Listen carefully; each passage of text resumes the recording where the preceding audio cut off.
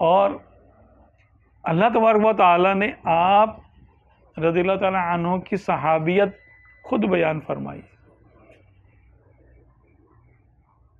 کیا ہے جی وہ آیت؟ کیا ہے آیت؟ ہے نا یقول لصاحبہ لا تحزن ان اللہ معنا، کہ اے میرے محبوب ثانی اثنین اذ ہما فی الغار، کہ دو میں سے دوسرا جب وہ دونوں غار میں تھے. یقول لصاحبہ، جب وہ ہمارا نبی اپنے صاحب کو، صحبت صحابی، اپنے صحابی کو یہ کہہ رہا تھا لا تحزن، غم نہ کر، ان اللہ معنا، اللہ ہمارے ساتھ ہے، اللہ ہمارے ساتھ ہے، غم نہ کر.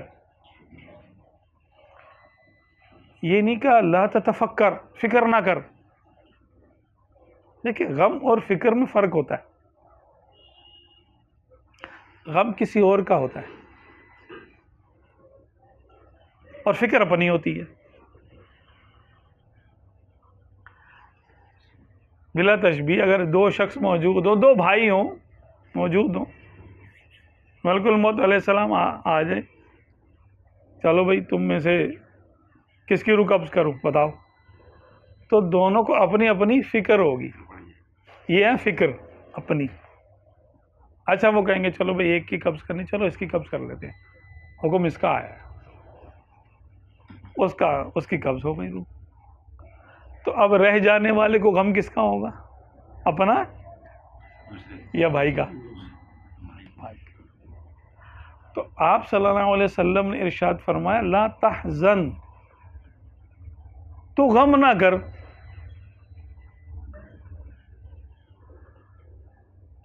غم دوسرے کے بارے میں ہوتا ہے. یہ نہیں فرمایا فکر نہ کر ابو بکر میں تیرے ساتھ ہوں، فرمایا تو غم نہ کر. غم ہوتا ہے دوسرے کا، کہ کہیں آقا صلی اللہ علیہ وسلم کو کوئی تکلیف کفار نے پہنچا دی تو ابو بکر صدیق رضی اللہ تعالیٰ عنہ اس کے بارے میں غم میں مبتلا ہو جائیں گے. فرمایا غم کی بات ہی نہیں ہے، لا تحزن ان اللہ معنا، اللہ میرے ساتھ ہے، نہیں فرمایا.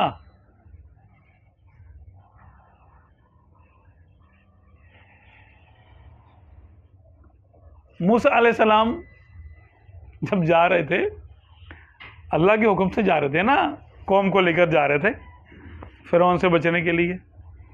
فرعون پیچھے آ گیا، آگے دریا آ گیا. اب وہ قلزم تھا، نیل تھا، جو بھی تھا، بحر قلزم تھا. پیچھے سے جب لوگوں نے دیکھا کہ بھئی فرعون کا لشکر آ گیا، اب لوگ آپ کو کہنے لگے کہ حضرت کچھ کیجئے.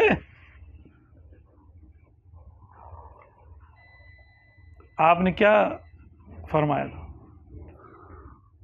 آپ نے فرمایا اللہ میرے ساتھ ہے، میرے ساتھ ہے، سنگل کا سیگا. اللہ میرے، ان کے ساتھ بھی صحابی تھے ان کے اپنے، نہیں فرمایا اللہ ہمارے ساتھ ہے. ان اللہ معنا، یہ کس نے بولا؟ آقا نے بولا، فرمایا. اور کس کو شامل کیا اپنے ساتھ؟ ابو بکر صدیق رضی اللہ تعالیٰ.